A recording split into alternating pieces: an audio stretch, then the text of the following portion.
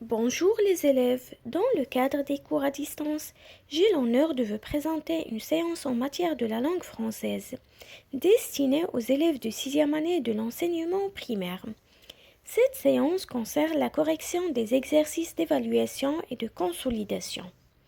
Les objectifs de la séance, c'est écrire un texte narratif, écrire un texte descriptif et ou informatif. D'abord, on va se rappeler de la différence entre un texte narratif, un texte descriptif et un texte informatif.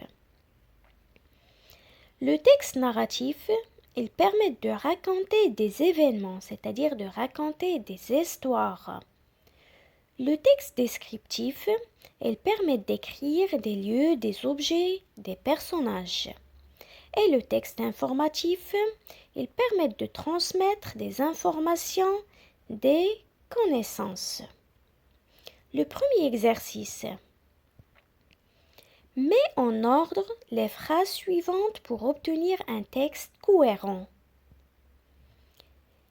Des centaines d'animaux meurent aussi. En effet, chaque année, des milliers d'arbres sont brûlés. La pollution provoque la dégradation de l'environnement.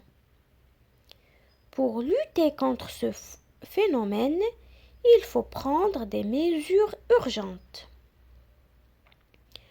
Alors, pour mettre ces phrases en ordre, je dois bien comprendre les phrases. Je dois bien dire et comprendre les phrases et savoir l'ordre chronologique de ces phrases. Alors, la première phrase, c'est « La pollution provoque la dégradation de l'environnement ». Deuxième phrase. En effet, chaque année, des milliers d'arbres sont brûlés. Aussi, on a dans la première phrase aussi. Des centaines d'animaux meurent aussi. Et pour lutter contre ce phénomène, il faut prendre des mesures urgentes. Alors, le phénomène, c'est la pollution. Elle fait quoi la pollution? Il provoque quoi? Il provoque la dégradation de l'environnement. Alors, chaque année, on a des milliers d'arbres sont brûlés et on a des animaux meurent. Et pour supprimer ou bien lutter contre ce phénomène, on doit prendre des mesures urgentes. Le texte, c'est la pollution provoque la dégradation de l'environnement. En effet, chaque année, des milliers d'arbres sont brûlés, des centaines d'animaux meurent aussi. Pour lutter contre ce phénomène, il faut prendre des mesures urgentes. L'exercice numéro 2. Remets dans l'ordre les phrases ci-dessous pour obtenir le début d'un récit. Quand il vint au monde, il n'était guère plus gros que la pousse. C'est bien qu'on l'appela le petit poucet.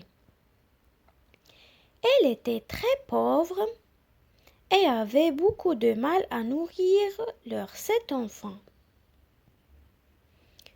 Ce qui les chagrinait aussi, c'est que le plus jeune était tout petit. Elle était une fois un bûcheron et une bûcheronne qui avaient 7 enfants. Alors, pour commencer un récit, d'abord on commence par « Elle était une fois ». C'est-à-dire que la première phrase, c'est la phrase « D ». Elle était une fois un bûcheron et une bûcheronne qui avaient 7 enfants. Deuxième phrase. Comment elle était cette famille?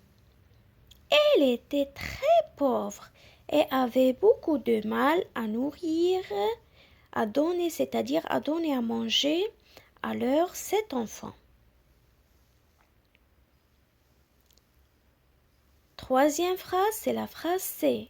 Ce qui les chagrinait aussi, c'est que le plus jeune était tout petit.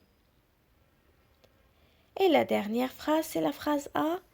Quand il vint au monde, il n'était guère plus gros que le pouce. C'est bien qu'on l'appela le petit poucet.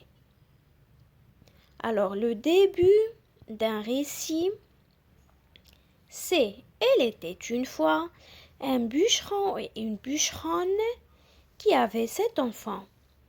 Il était très pauvre et avait beaucoup de mal à nourrir leurs 7 enfants. Parmi ces 7 enfants, c'est le plus jeune, c'est le petit poucet. Ce qui les chagrinait aussi, c'est que le plus jeune était tout petit.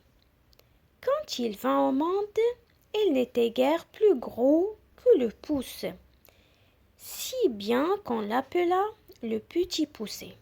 Alors, pour mettre en ordre des phrases, on doit bien comprendre les phrases et on doit respecter l'ordre chronologique.